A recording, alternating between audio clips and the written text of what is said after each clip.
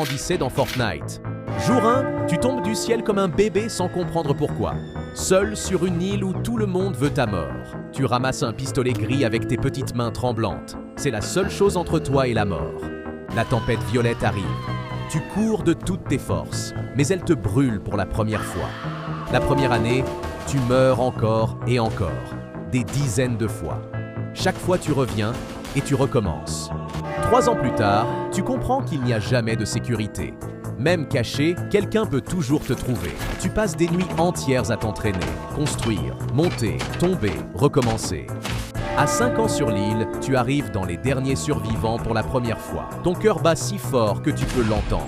8 ans passent, tu ouvres un coffre légendaire doré. Et pour la première fois, tu te sens invincible. Mais l'invincibilité n'existe pas. Un tir venu de nulle part te rappelle que tu n'es jamais intouchable. À 10 ans, la tempête te rattrape à quelques mètres de la zone. Tu survis à peine, les os tremblants, presque à bout de force, tu construis quand même.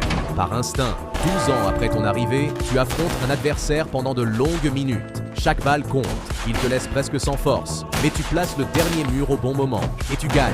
À 14 ans, tu joues le cercle final, 2 survivants. Le silence est total, tu vises, tu tires, et pour la première fois, tu réalises que tu es le dernier debout.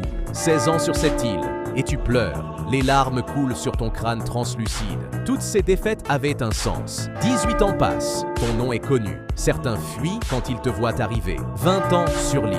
Tu te tiens debout sur les ruines de Tilted Towers, seul survivant. Tu n'es plus le bébé qui tombait du ciel. Tu es devenu la raison pour laquelle les autres ont